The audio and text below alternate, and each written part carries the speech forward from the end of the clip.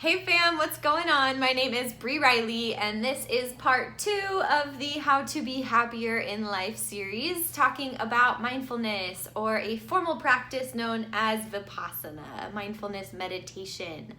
So if you watched my previous video, I was talking about how being present and being mindful and in our lives is the key to enjoying them, because they say that the past is where depression lies and the future is where anxiety lies. And so we want to remain out of those, and right here in this one right now, like wherever you are right now, take a look around. Aren't you blessed to be able to be there? Yes, to have a house, a phone, or a TV, whatever it might be. So just being present in this moment, everything is perfect. And that is why we practice our mindfulness meditation. So if you are curious about how to get started on a meditation practice and it's still maybe a little bit woo-woo to you or unfamiliar, I would definitely recommend finding out maybe what your personality type is and then finding a practice that matches that. So if you're somebody that does really well with routine, but you don't have a lot of time, this is always the thing, time, maybe start with like 5 minutes a day, right? If you're one of those people that's like all in, maybe you do longer meditations, okay? So figuring out what works for you. Maybe you start with every other day or once a week. I definitely would recommend, if you can, doing 10 days straight.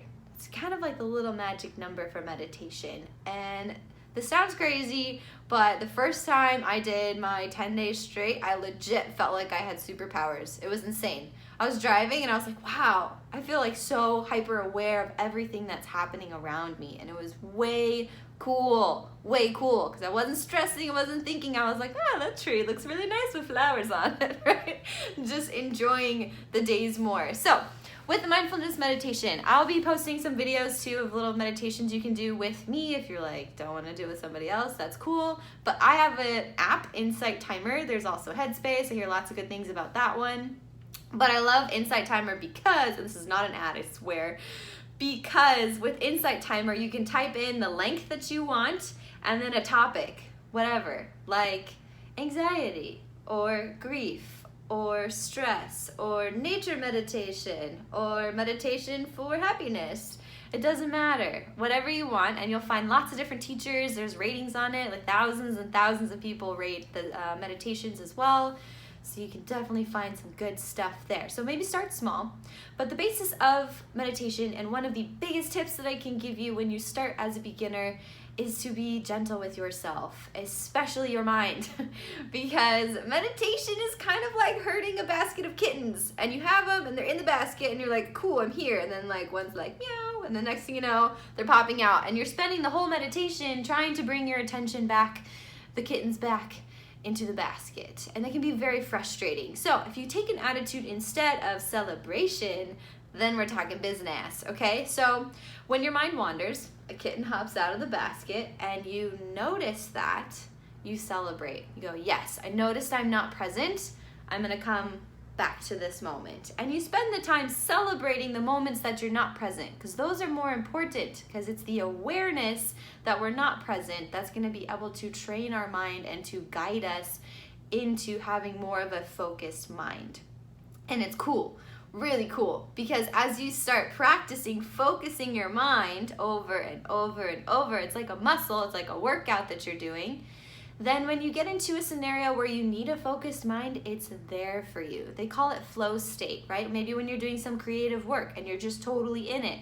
Maybe you're getting a big project done for work. And again, you're totally in it, super productive, very focused, and it's almost a sense of ease, which is so nice to have.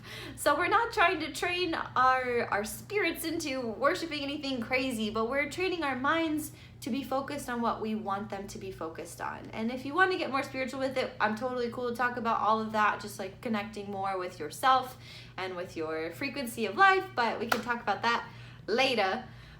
But for now, we're training the mind. Ninja training. So those days when you sit down and you're meditating and your mind is all over the place, that's just like your cardio for your brain. That's your good workout. That's your extra strength training. So those are the days you got to celebrate, but they are hard because they are not as fun. Okay, so next piece of advice for your meditation: get comfortable.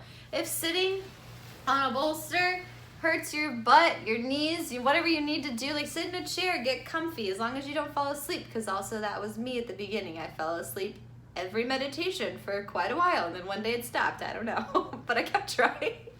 So find a way to get comfortable in your seat, because if your mind is thinking about, my knee hurts, I mean, you're present, but also you're not really training your mind as well, because it's more of a distractor.